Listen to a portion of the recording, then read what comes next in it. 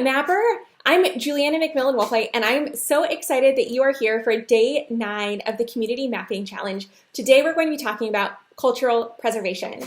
If we haven't met before, I'm Juliana McMillan-Wolflight, and I am the owner and principal consultant of Tabulae Spatial Services and one of the co-founders of the Community Map Challenge. So today we're talking about cultural preservation. You might be wondering, what is cultural preservation?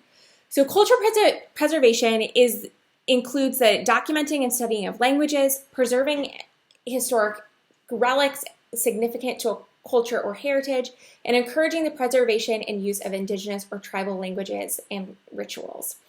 So at its core, cultural preservation is the idea of helping preserve culture. This is something that we think why we included it in our challenge is that cultural preservation is something that really helps create thriving places. If we understand where we came from, what our community was before, how it has changed and been shaped over time, that really helps us understand and move our community forward into the future.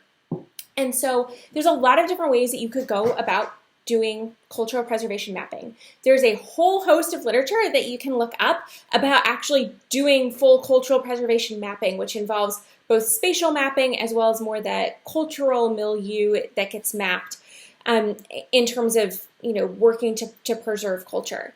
But another way that you can think about it is, what are the institutions in your community that work to hold culture?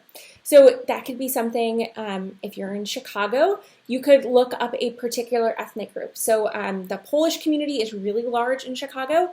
So you could maybe pull up and map different places that are related to the Polish community and that are Polish community cultural heritage sites.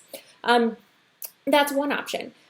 For me, what I'm going to be doing is, within my community, we have both institutions that hold our cultural and local knowledge, as well as things like libraries. So what I am looking at are things like our local historical center, our libraries, right, which are places where I can go and get resources that really contribute to that cultural preservation.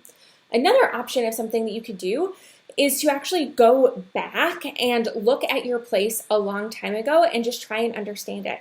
So if you go and use the Library of Congress, they have a number of old atlases that you can that are really searchable. So you can probably find an atlas of your place from a while ago.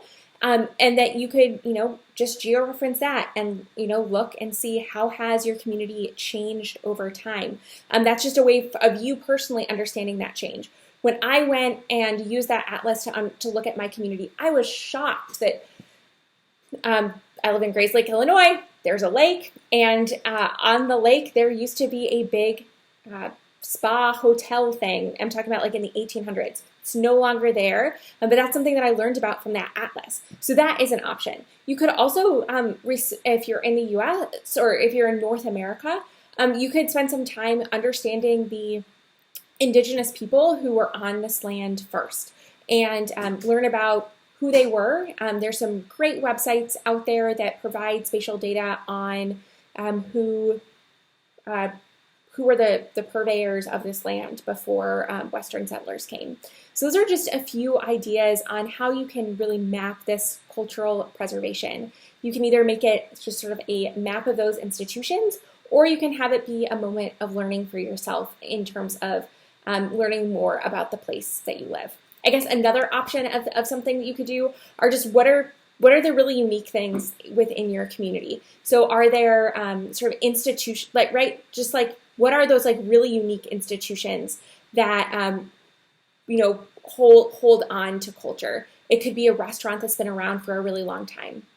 Anyway, those are just some ideas, and as always, you can go visit thecommunitymaps.org to upload your map and join in on our Community Map Challenge.